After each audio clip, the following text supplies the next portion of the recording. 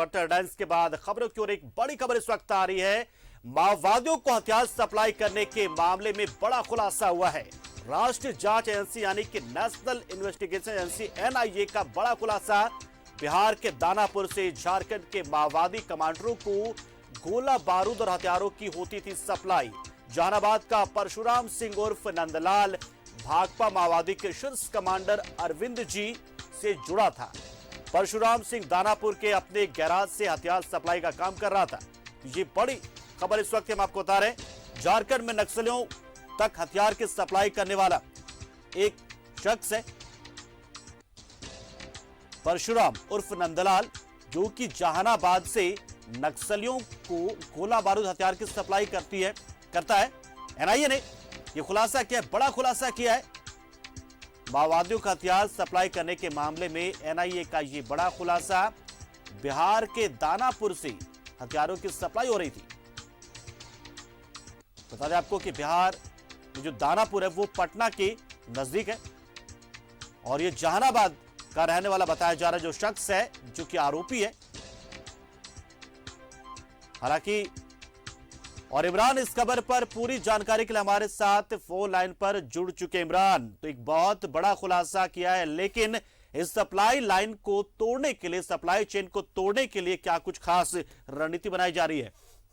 देखिए, बिल्कुल जिस तरह से एनआईए ने इस पूरे मामले में जांच की थी और जांच के बाद कई तथ्य जो थे वो सामने आ रहे थे। शुरू से ये माना जा रहा था जो बिहार के जो माओवादी हैं, जो बिहार के उग्रवादी हैं, वो झारखंड के ही गोला बारूद का इस्तेमाल किया करते थे। इसी की लगातार जांच एनआईए की टीम कर रही थी। और एनआईए की टीम में जब जहानाबाद में परशुराम सिंह उर्फ नंदलाल जो भाकपा माओवादी के शीर्ष कमांडर अरविंद जी से जुड़े हुए व्यक्ति थे, तो ऐसे में इससे जब और भी गहनता से जांच की गई, ये सारी चीजें दिन ब दिन आगे बढ़ता चला गया और फिर खुलासे एक से एक होते चले गए। तो एनआईए ने एक बड़ी प्रमुखता से इस बात को उठाया था और खंगाला था कि आखिर जो भाकपा माओवादियों के पास जो गोला बारूद पहुंच रहे हैं, वो गोला बारूद जो है उसे सप्लाई किन किन जगहों से किया जा रहा है। तो इसकी तार झारखंड से जुड़ रहे हैं। तो झारखंड पुलिस के लिए भी एक चुनौती है कि यहाँ के जो अवैध तस्कर है, जो चाहे वो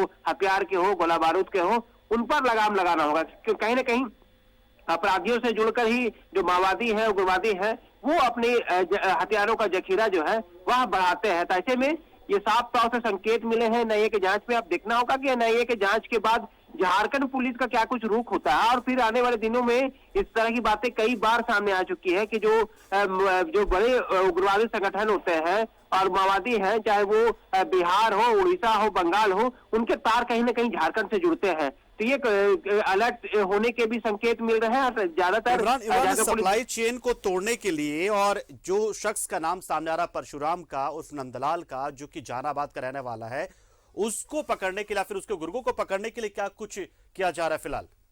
देखिए, पूर्व में परशुराम के जो उग्रवादी माओवादी थे, उनके दानापुर में अपने गैरेज में का इस्तेमाल क्या करता था। गैरेज में ही वो हथियार का जो माओवादी तक पहुंचाने की काम की जा रही थी। इनकी बातें एनआईए के जांच में सारी चीजें स्पष्ट हो गई है। तो कहीं ना कहीं अब इनके तार को और भी खंगाला जा रहा है। जो भी लोग इन पूरे मामले में सम्मिलित थे, उनकी गिरफ्तारी के लिए लगातार एनआईए प्रयास करी है। आने वाले दिनों में उम्मीद है कि कई लोगों की गिरफ्तारी हो सकती है। चलिए, बहुत शुक्रिया इमरान, इस खबर पर जुड़े। आप बहुत बड़ी जानकारी दी और बताया कि किस तरीके से बिहार के दानापुर से झारखंड के नक्सलियों तक हथियार की सप्लाई होती थी, गोला बारूद पहुंचाए जाते थे, और इसी हथियारों के दम पर, इसी गोला बारूद के जरिए जो नक्सली थे वो दहशतगर्दी मचाते थे। और एनआईए ने इस मामले में बड़ा खुलासा किया और अब कोशिश है सुरक्षा बलों की, एनआईए की, कि सप्लाई चेन को तोड़ा जाए और ऐसे जितने भी नेटवर्क हैं गोला बारूद पहुंचाने वाले, सबको ध्वस्त किया जाए ताकि नक्सलियों को कमजोर किया जा सके।